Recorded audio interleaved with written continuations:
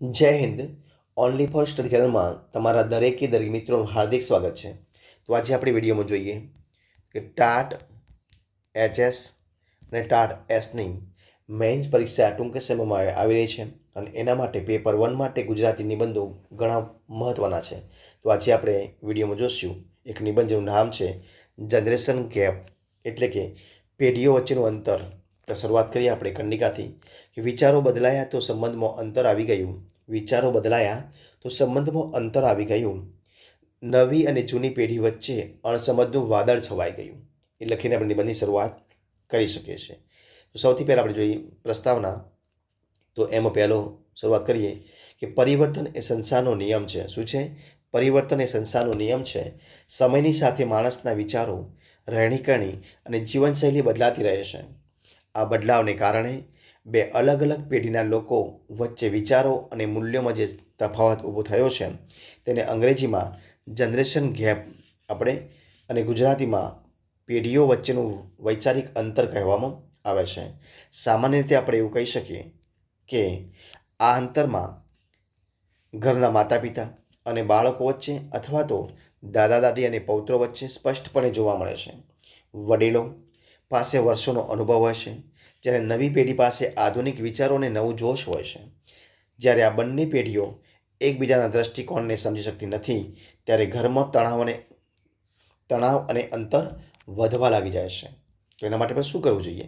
તો જોઈએ આપણે એક મુદ્દો જોઈએ તો કે જનરેશન ગેપ વધવાના મુખ્ય કારણો શું શું હોઈ શકે? તો આજના આધુનિક અને ઝડપી યુગમાં જનરેશન ગેપ ખૂબ જ ઝડપી વધી રહ્યો છે. તેના માટે આપણે ઘણા બધા ટોપિક જોઈએ. તો પહેલો મુદ્દો છે કે કમ્પ્યુટર અને ટેકનોલોજીની ક્રાંતિ. તો આજની નવી પેઢી ડિજિટલ યુગમાં જન્મી છે. તેમનું આખું જીવન smartphone, internet, laptop, social media એટલે કે ઇન્સ્ટાગ્રામ, વોટ્સઅપની આસપાસ ફરે છે. જ્યારે બીજી તરફ વડીલો આ ટેકનોલોજીથી થોડા દૂર રહે છે અથવા તેને અપનાવવામાં સમય લે છે, અને આ કારણે બંને પેઢી વચ્ચે એક મોટો સ્ક્રીન ટાઈમ ગેપ ઊભો થાય છે. બીજો મુદ્દો જોઈએ આપણે કે સંસ્કૃતિ અને પશ્ચિમી અભાવ. આજના યુવાનો પર પશ્ચિમ એટલે વેસ્ટર્ન સંસ્કૃતિનો બહુ મોટો પ્રભાવ છે. તેમના કપડાં પહેરવાની, ફાસ્ટ ફૂડ ખાવું અને મોડી રાત સુધી જાગવું જેવી આદતો વડીલોને ગમતી નથી.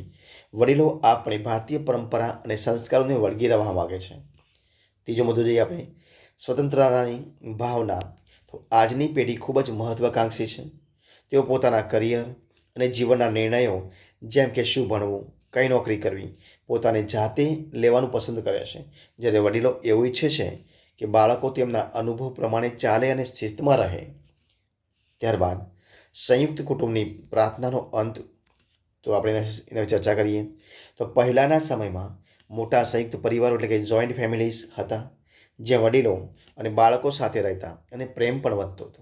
આજે વિભક્ત કુટુંબો એટલે કે ન્યુક્લિયર ફેમિલીઝ વધી ગયા છે, અને માતા પિતા બંને નોકરી કરતા હોવાથી બાળકો સાથે પૂરતો સમય વિતાવી શકતા પણ નથી.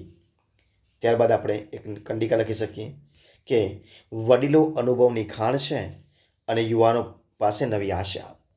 જો બંને મળીને ચાલે તો સમજી શકાય પ્રેમની ભાષા. એક સાચી ભાષા શું છે? સમજી શકાય. તો આપણે જોઈએ ત્રીજો મુદ્દો, જનરેશન ગેપની સમાજ અને પરિવાર પર અસરો શું થાય છે? તો જ્યારે આ અંતર મર્યાદા કરતાં વધી જાય છે, ત્યારે પરિવાર અને સમાજ માળખા પર તેની ગંભીર અસરો પડતી હોય છે. તો શું શું અસરો પડે છે? તો વાતચીતમાં ઘટાડો એટલે કે કમ્યુનિકેશનની ગેપ વધી જાય છે. ઘરમાં વડીલો અને બાળકો વચ્ચે જરૂરી વાતો સિવાય બીજી કોઈ સંવાદ થતો નથી. દરેક વ્યક્તિ પોતપોતાની દુનિયામાં વ્યસ્ત રહેતો હોય છે. ત્યારબાદ વડીલોની એકલતા. તો કે નવી પેઢી પોતાની ધૂનમાં મસ્ત રહે છે, જેથી ઘરમાં રહેલા દાદા દાદી કે માતા પિતા પોતાને એકલાને ઉપેક્ષિત અનુભવે છે. ત્યારબાદ આગળ જોઈએ માનસિક તણાવ. તો નાની નાની વાતોમાં દલીલો અને જીત થવાને કારણે ઘરનું વાતાવરણ અશાંત બને છે, જેનાથી બાળકો અને વડીલો બંને માનસિક તણાવનો ભોગ બનતા હોય છે. ચોથો મુદ્દો કે આ અંતરને ઘટાડવાના અને દૂર કરવાના ઉપાયો મિત્રો શું છે આપણે કરવા જોઈએ? તો જનરેશન ગેપ એ કોઈ ગુનો કે કાયમી સમસ્યા નથી. તેને પરસ્પર પ્રેમ અને સમજદારીથી ખૂબ જ સરળતાથી ઉકેલી શકાય છે. તો કેવી રીતે? તો જોઈએ આપણે પહેલો મુદ્દો એમાં પણ. તો સાથે ક્વોલિટી ટાઈમ વિતાવવો. સાથે ક્વોલિટી ટાઈમ વિતાવવો એટલે કે દિવસમાં ઓછામાં ઓછું એકવાર, એટલે કે જેમ કે રાત્રે જમતી વખતે આખા પરિવાર સાથે બેસવું જોઈએ. આ સમયે મોબાઈલ બંધ રાખીને એકબીજાના સુખ દુઃખની વાતો કરવી જોઈએ. બીજો પોઈન્ટ છે એકબીજાનો સ્વીકાર કરો. નવી પેઢીએ સમજવું જોઈએ કે વડીલો જે કહે છે એ તેમના ભલા માટે અને અનુભવના આધારે કહે છે. જ્યારે વડીલોએ પણ સમજવું જોઈએ કે સમય બદલાયો છે, એટલે બાળકોને થોડી આઝાદી આપવી જોઈએ. આ બધું સમજવું જોઈએ. ત્યારબાદ ટેકનોલોજીનો સેતુ. તો યુવાનોએ વડીલોને નકામા સમજવાના બદલે તેમને નવી ટેકનોલોજી અને મોબાઈલ વાપરતા શીખવવું જોઈએ. આનાથી બંને વચ્ચે નિકટતા આવશે.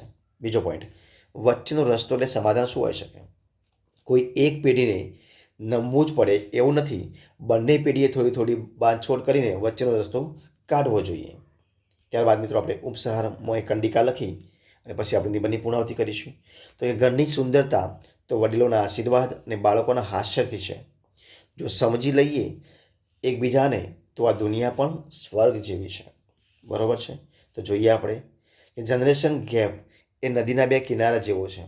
નદીના બે કિનારા ક્યારેય મળી શકતા નથી, પરંતુ તેમની વચ્ચે જો પ્રેમ અને આદરનો પુલ બાંધવામાં આવે તો અંતર આપોઆપ મટી જાય છે. વડીલોનો અનુભવ એ ગાડીના વ્હીલ એટલે કે સ્ટિયરિંગ જેવો છે અને યુવાનોનું જોશ એ એન્જિન જેવું છે. તો આજે બંને છે, આ બંને યોગ્ય તાલમેલ સાથે ચાલે તો જીવનની ગાડી ખૂબ જ સુંદર રીતે આગળ વધી શકે છે.